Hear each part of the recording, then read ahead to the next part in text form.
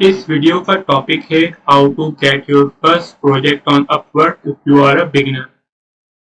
जब हम बिगिनर होते हैं और हमारे पास जीरो रिव्यूज होते हैं, तब हमें चाहिए कि हम बड़े प्रोजेक्ट्स पर बिडिंग ना करें।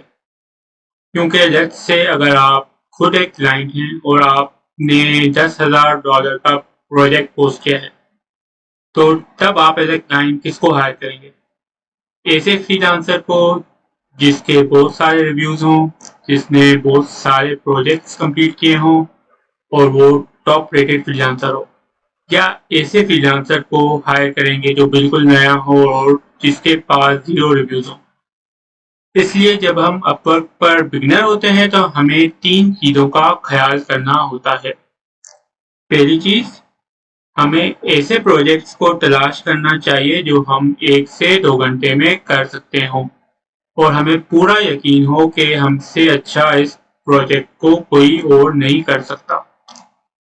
क्योंकि इस वक्त हमारा मकसद जल्दी से रिव्यूज लेना है और अपना प्रोफाइल बिल्डअप करना है, ताकि हम फ्यूचर में बड़े प्रोजेक्ट्स ले सकें। इस वक्त हमें अर्निंग्स का बिल्कुल नहीं सोचना। दूसरी चीज, जब हमें ऐसा प्रोजेक्ट मिल जाए जो हम जल्दी से कर सकते हैं, तो फिर हमने ये देखना है कि इस प्रोजेक्ट का क्लाइंट कौन है। हमें उन क्लाइंट्स को टारगेट करना है जिनकी अपवर्क पर कोई पास हिस्ट्री नहीं हो। जी, आपने बिल्कुल सही सुना। लोग क्या करते हैं कि अगर क्लाइंट की पास हिस्ट्री नहीं होती तो वो उस पर बिड नहीं करते, लेकिन हमें ऐसा नहीं करना। हमें उन क्लाइंट्स को टारगेट करना है जो अपवर्क पर नए हैं, बिल्कुल हमारी तरह। ऐसे प्रोजेक्ट्स पर कंपटीशन जो होता है वो बहुत कम होता है, क्योंकि बहुत सारे लोग नए क्लाइंट्स के प्रोजेक्ट पर बिड नहीं करते। नए क्लाइंट्स को टारगेट करने की एक और वजह है जो आपको वीडियो के आखिर में पता चलेगी। अब तीसरी चीज, जब हम ऐसे प्रोजेक्ट्स पर बिड करें तो हमें अपने प्रपोजल के स्टार्ट में 3 पॉइंट्स ऐड करने होते हैं। Point 1, project solution. इसमें हम क्लाइंट को बताएंगे कि हम उसका प्रोजेक्ट कैसे करेंगे। हम सारी डिटेल्स नहीं देंगे, लेकिन इतना जरूर बताएंगे कि उसे यकीन आ जाए कि हाँ, ये बंदा मेरा प्रोजेक्ट समझता है और मेरा काम कर सकता है।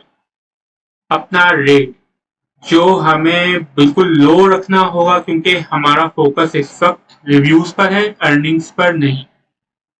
Time frame to complete the project. हम क्लाइंट को अपने प्रपोजल में बताएंगे कि अगर वो हमें हायर करता है तो हम उसका काम 1 से 2 घंटे में कर देंगे। अब मैं आपको अपना एक रियल प्रोजेक्ट और प्रपोजल दिखाता हूं जो मैंने 2013 में सबमिट किया था, जब मैं भी बिगनर था।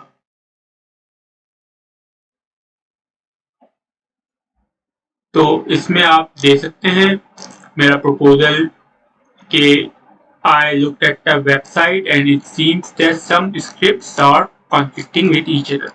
तो मैंने पहले ही सेंटेंस में उसे बता दिया कि मसला क्या है। फिर दूसरे सेंटेंस में मैंने कहा it should be fixed in an hour और 2। यहाँ पे मैंने टाइम ड्यूरेशन भी बता दी और रेट भी बता दिया। उसके बाद मैंने अपने बारे में जो मुझे बताना था वो बताया। तो क्लाइंट ने मुझे फौरन प्रोजेक्ट दे दिया और मैंने 1 घंटे में उसे कर भी दिया। लेकिन फिर पता है क्या हुआ? क्लाइंट ने मुझे एक और काम भेजा, फिर एक और वो काम अभी तक खत्म नहीं हुई। जो प्रोजेक्ट $6 से स्टार्ट हुआ था वो आज 60 के क्रॉस कर चुका है। तो जब हम किसी नए क्लाइंट पर बैट लगाते हैं तो हो सकता है उस क्लाइंट की कोई खुद की एजेंसी हो या वो एक नया बिजनेस स्टार्ट कर रहा हो और उसे एक काबिल प्रोफेशनल की जरूरत हो। और अगर उसे पहले ही एक्सपीरियंस में इतना अच्छा प्रोफेशनल मिल जाए तो वो फिर क्यों किसी और के पास जाएगा? वो आपसे ही काम करवाएगा और आपको इस तरह एक लॉन्ग टर्म क्लाइंट भी मिल जाएगा, जिसका मतलब ये होगा कि आपकी रोज रोज की बिडिंग से जान भी छूट जाएगी। तो मैं उम्मीद करता हूं कि जो बिगनर्स हैं उनको इस वीडियो से काफी नॉलेज मिली होगी। वीडियो को आखिर तक देखने का बहुत शुक्रिया। Best of luck.